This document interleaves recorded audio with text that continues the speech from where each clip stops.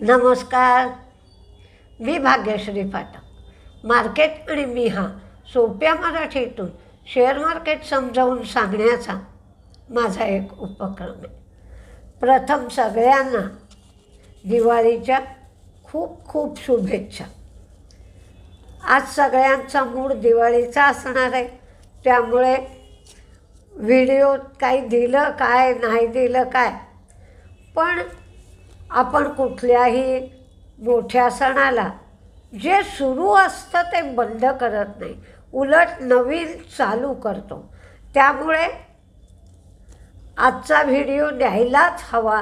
त्याचा उपयोग असो आज नाही तर नसो, किंवा लोकांचं लक्ष असो नाही तर नसो, कारण आज सणामुळे सगळेजणं सण साजरा करणं, फटाके उडवणं, घराची साफसफाई करणं यामध्ये मग्न असणार आहेत. नवीन कपडे घालणं, देवाला जाणं, तर त्याच्यामध्ये मला माहिती आहे. पण एक रोजचं रुटीन म्हणून मी आजचा व्हिडिओ तुमच्यासमोर ठेवते आहे. फॉरेन इन्व्हेस्टर्सची खरेदीच आहे आणि डोमेस्टिक इन्व्हेस्टर्सची पण खरेदी आहे. शुक्रवारी संध्याकाळी व्हिडिओ दिला होता आपण, आणि त्यानंतर शनिवार रविवारमध्ये भरपूर रिझल्ट लागले. त्यामध्ये बँकांचे रिझल्ट मोठ्या प्रमाणावर लागले आणि बहुतेक बँकांचे रिझल्ट चांगले लागले आहेत.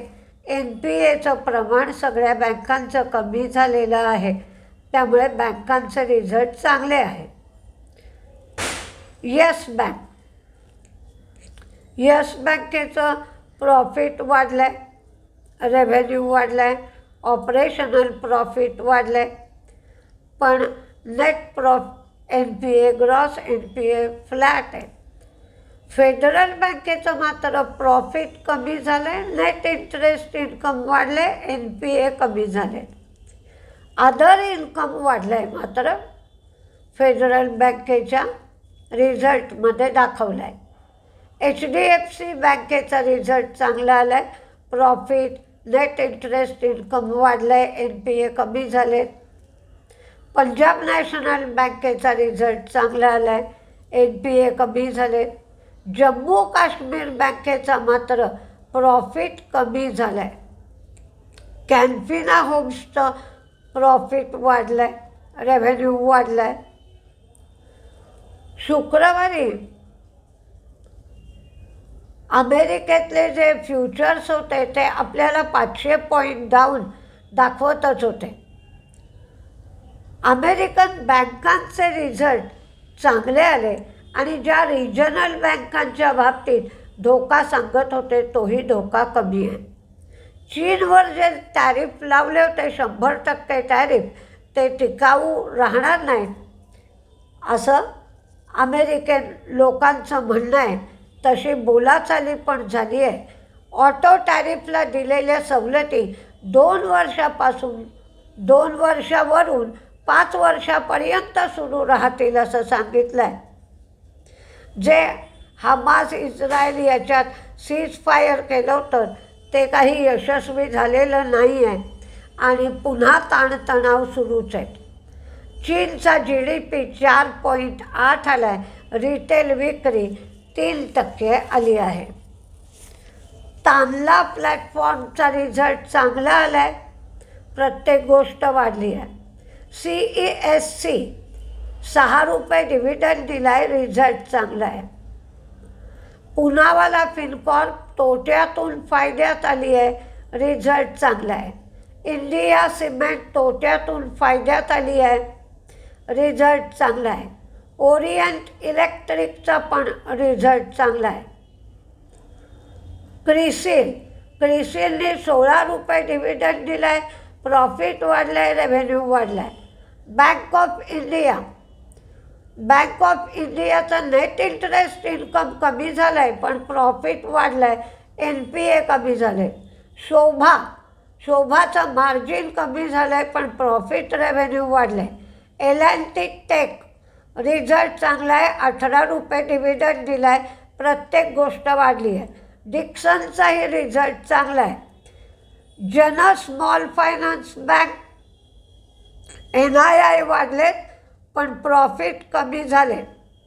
NPA ग्रॉस NPA कमी झालेत, नेट NPA फ्लॅट राहिलेत, ऑपरेटिंग प्रॉफिट कमी झालं. इंडिया मार्ट त्या मानाने कमजोर रिझल्ट दिसतोय. प्रॉफिट कमी, मार्जिन कमी, रेव्हेन्यू वाढले. टाटा टेक्नॉलॉजीचं ऑपरेटिंग प्रॉफिट वाढलं आहे, आपण EBIT म्हणतो त्याला, पण प्रॉफिट कमी झालं आहे आणि मार्जिनही कमी झालं आहे. हॅवेल्सचा रिझल्ट चांगला आहे, प्रत्येक गोष्ट वाढली आहे. AU small finance bank profit कमी झालं आहे, पण प्रोव्हिजन्सही वाढले आहेत, ऑपरेटिंग प्रॉफिट वाढलं आहे. JSW एनर्जी प्रॉफिट कमी, रेव्हेन्यू मार्जिन दोन्ही वाढलं आहे. फेड बँक फायनान्शियल यांचं प्रॉफिट आणि नेट इंटरेस्ट इन्कम वाढलं आहे. केसोरामचा रिझल्ट कमजोर दिसतोय, पण सुधारणा दिसते आहे. लॉस त्यांचा कमी झाला. RPG लाईफ प्रॉफिट वाढला आहे, रेव्हेन्यू वाढला आहे, मार्जिन कमी. DCB बँकेचा रिझल्ट चांगला आला आहे, ऑपरेटिंग प्रॉफिट म्हणजेच EBIT वाढला आहे. 361 वॅम 6 रुपये डिव्हिडंड दिला आहे, प्रॉफिट रेव्हेन्यू वाढला आहे. ओरॅकलचा रिझल्ट कमजोर दिसतोय, प्रॉफिट कमी, रेव्हेन्यू कमी, मार्जिन कमी. हिमाद्री प्रॉफिट मार्जिन वाढलं आहे, रेव्हेन्यू कमी. अव्हेंटेलची प्रत्येकच गोष्ट कमी झाली आहे, रिझल्ट कमजोर आहे. अल्ट्राटेक सिमेंट रिझल्ट चांगला आहे, रेव्हेन्यू, प्रॉफिट, मार्जिन सगळंच वाढलं आहे. जयप्रकाश पॉवर व्हेंचर रिझल्ट चांगला आहे, प्रॉफिट मात्र फ्लॅट राहिला आहे. आनंद राठी शेअर ब्रोकर यांचाही रिझल्ट चांगला आहे, प्रॉफिट, रेव्हेन्यू वाढला आहे. UTI AMC यांचा रिझल्ट कमजोर आहे, प्रॉफिट, रेव्हेन्यू दोन्ही कमी झालं आहे. SML प्रॉफिट कमी, मार्जिन कमी, रेव्हेन्यू वाढला आहे, त्या मानाने कमजोर रिझल्ट आहे. IDFC फर्स्ट प्रॉफिट वाढला आहे, नेट इंटरेस्ट इन्कम वाढला आहे, NPA कमी झाले, पण EBIT कमी झाला आहे. इंडसइंड बँकेचा रिझल्ट कमजोर आहे.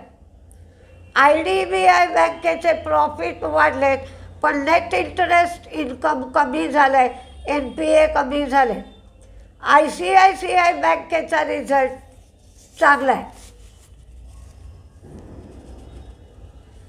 यावेळी इन्कम टॅक्समध्ये केलेली प्रोव्हिजन म्हणजे 12 लाखापर्यंत इन्कम टॅक्स लागणार नाही आणि GST, रिझर्व्ह बँकेने केलेले रेट कट, या सगळ्यामुळे दिवाळीच्या आसपास विक्रीमध्ये वाढ झालेली मात्र दिसते. त्यामुळे FMCG कंपन्यांकडे लक्ष दिलं पाहिजे, म्हणजेच नेस्ले, HUL, ITC या कंपन्यांकडे लक्ष द्या. इप्का अंकलेश्वर प्लांट ते 22.15 कोटीला सुलेश्वरीला विकणार आहे.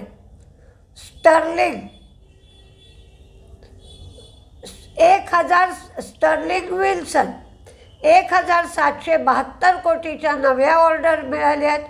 3775 आता एकंदर ऑर्डर झाले आहेत त्यांच्या. टाटा पॉवर मुंद्रा प्लांटमध्ये टेक्निकल इश्यू आला आहे, तो सोडवण्यासाठी ते 30 नोव्हेंबरपर्यंत प्लांट बंद ठेवणार आहे. मॅरिको HW वेलनेस सोल्युशनमध्ये त्यांनी 46% स्टेक घेण्यासाठी करार केला आहे. RVNL 144 कोटीसाठी ते लोएस्ट बिडर ठरलेत. Genesys Tata power passenger vehicle बरोबर नेटिव्ह नॅव्हिगेशन आणि ADAS मॅपसाठी त्यांनी करार केला आहे. इक्रा फिनटेलिक्समध्ये 98% स्टेक त्यांनी 246 कोटीला घेतला आहे. आणि RBL बँकेमध्ये पूर्वी जाहीर झाल्याप्रमाणेच साधारण 26,600 कोटीच्या आसपास 60% स्टेक दुसरी बँक घेणार आहे. आणि मारुतीने दिवाळीच्या सीझनमध्ये धनतेरसला 50,000पेक्षा जास्त गाड्या विकल्या. आज बातम्या खूप होत्या, पण मी आटोपशीर घेतल्या कारण दिवाळीच्या आनंदात सगळेजण बिझी असणार आहे. त्या बातम्यांचा किंवा बाकीच्या गोष्टींचा काहीही उपयोग नाही. खरं म्हणजे लोकांना आज मार्केटला सुट्टी असती तर अधिक आवडलं असतं. मार्केट असूनही लक्ष देता येत नाही किंवा लक्ष द्यावंसं वाटत नाही. सगळीकडे सणावाराची धूम आहे म्हणून मी बातम्या आटोपशीर घेतल्या. तर बाकीच्या गोष्टी आपण संध्याकाळच्या व्हिडिओमध्ये पाहूया. नमस्ते.